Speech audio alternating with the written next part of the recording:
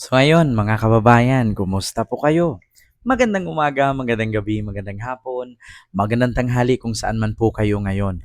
And we are now again sa ating vlog at magbigay po tayo ng komento, reaksyon patungkol sa mga nangyayari sa ating bansa ngayon. Ito mga kababayan, kung naalala nyo po, uulitin ko.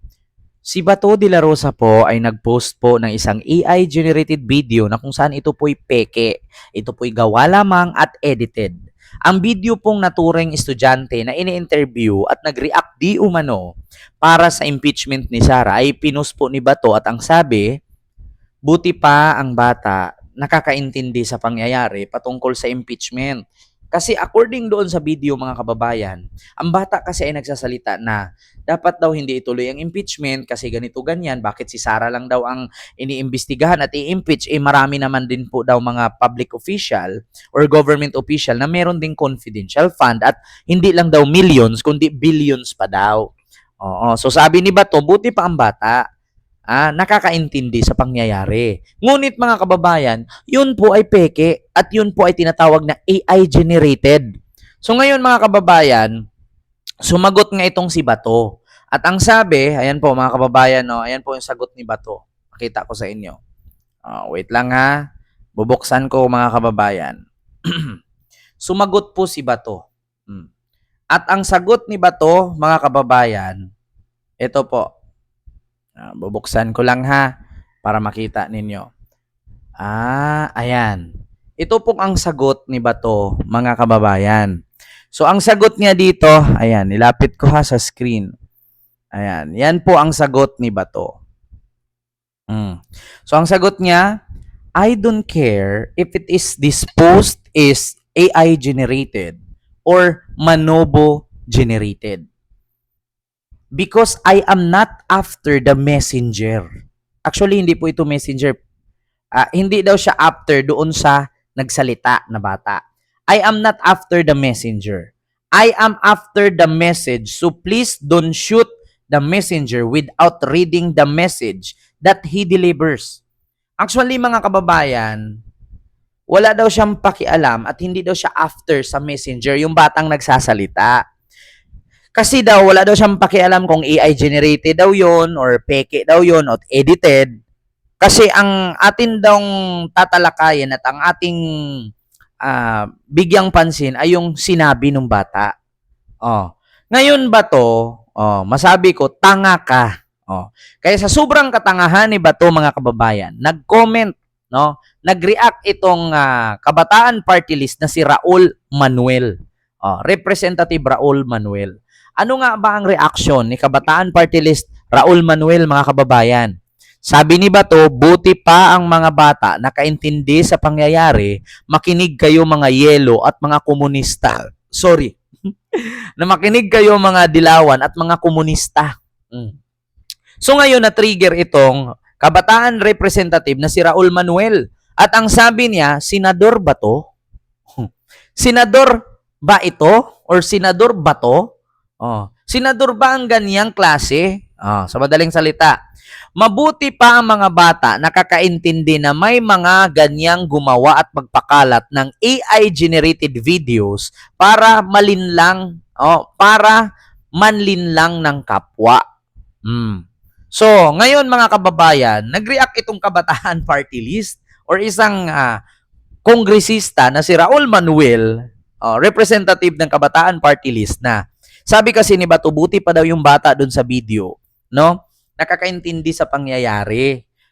Hindi ngayon, hinahanapan niya kung nasaan daw yung mga komunista at mga dilawan na party list ng kabataan na buti pa daw yung bata sa interview. Naintindihan daw na hindi pa impeach si Sara kasi bakit si Sara lang daw ang imbestigahan, bakit si Sara lang daw i-impeach, marami naman daw mga mayors din dyan na billion-billion pa nga daw ang confidential fund. Ngayon mga kababayan, nag-react si Raul Manuel. Senador ba ito or senador ba to? Mabuti pa ang mga bata nakakaintindi na may mga ganyang gumawa at nagpakalat ng AI-generated videos para manlinlang ng kapwa. So sino nga ba yung sinabi niya? Siyempre ako, isa na ako doon. Buti pa ako ba to naintindihan ko na yung pinost mo ay mapanlinlang po yan. Bakit? AI generated po yan. Mga kababayan, ulitin ko po sa inyo. Bakit ko nga ba nasabing AI generated yan?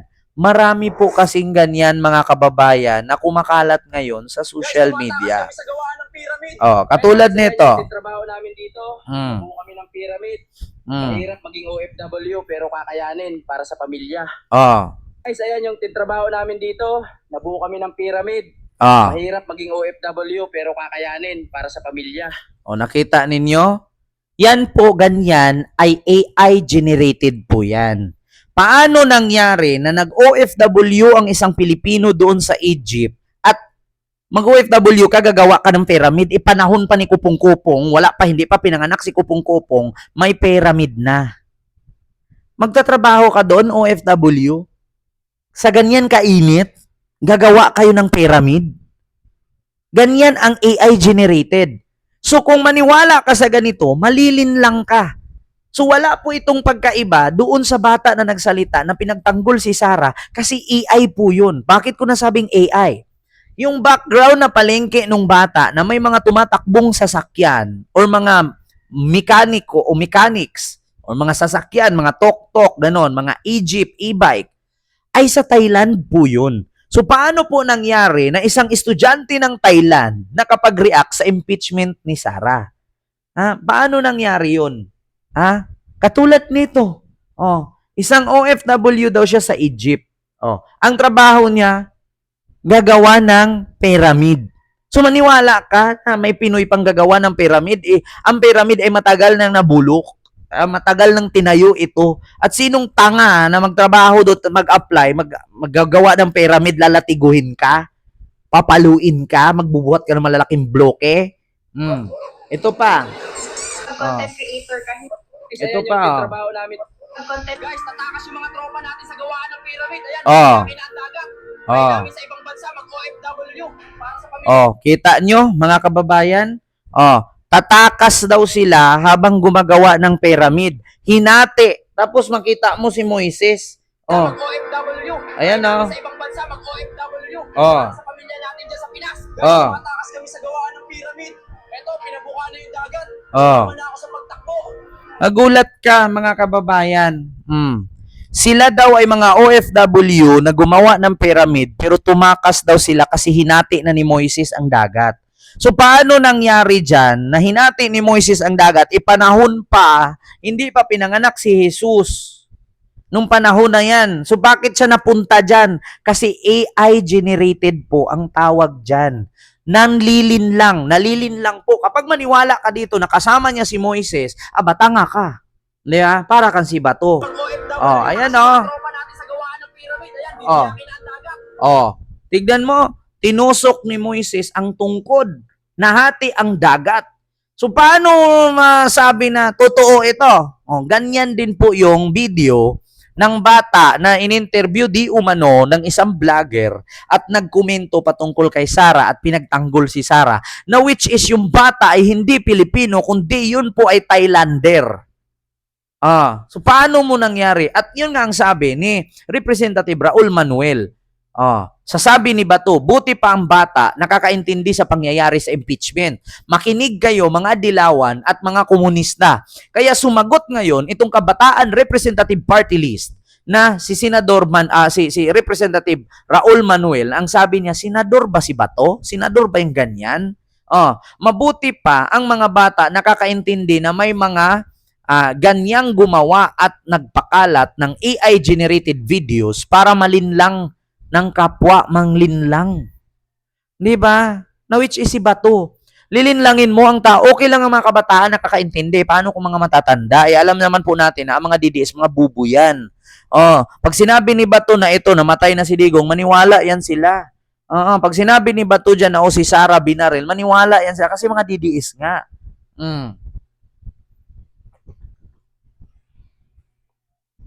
Dapat si Bato nung nag-post yan, hindi dapat dilawan ang sabihin niya at hindi dapat komunista ang nilagay niya. Dapat mga DDS. Ang problema, nagpakalat ka na nga lang ng peke, nang lilinlang ka na nga lang sa tao, Bumira ka pa sa kalaban mo. Eh di ngayon nabubutasan ka kasi nga tanga ka. Sinakyan pa ni Baste. Na ang sabi ni Baste, ito daw mga Pinklawan, liberal parties, kabataan daw halos lahat ng supporters. Kaya challenge niya, mga kabataan, come on, kung Gen Z ba talaga ang supporter ninyo. Pero tignan nyo yung nagsalita, isang estudyante, pinagtanggol si Sara. Pero hindi nila pinapanood na yung video na yun ay peke.